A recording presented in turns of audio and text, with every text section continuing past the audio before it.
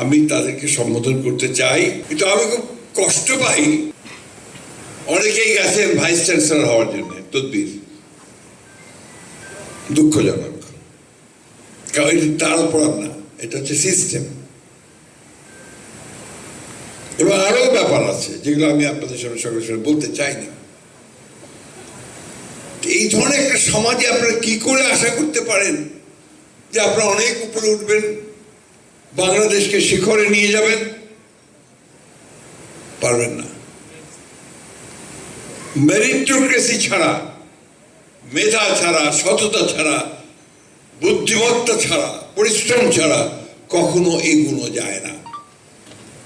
তা আপনারাও নিশ্চয়ই আমার সঙ্গে একমত হবেন, কারণ সবাই শিক্ষক আছেন, পণ্ডিত আছেন, পিএইচডি করা আছেন সবাই। এই দিকটা আপনারা খেয়াল রাখবেন। জিয়া পরিষদ কিন্তু শুধু একটা সংগঠন না, এবং এটা বিএনপির কোনো অঙ্গ সংগঠন নয়। কিন্তু প্রেসিডেন্ট শহীদ জিয়াউর রহমানের তার যে বর্ণাঢ্য জীবন, তার আদর্শ, তার যে অলৌকিক আমি বলি ক্ষমতা ছিল অতি অল্প সময়ের মধ্যে দেশকে এগিয়ে নিয়ে যাওয়ার, এই সবগুলো মিলিয়ে তাকে তার জীবনটাকে কেন্দ্র করে এই পরিষদকে গঠন করা। এবং এর মূল উদ্দেশ্যে বহুবার আমি বলেছি আমাদের জিয়া পরিষদের ভাইদেরকে, নেতা যারা এটাকে পরিচালনা করেন, আমি তাদের নেতা হিসেবে আপনার সম্বোধন করতে চাই না।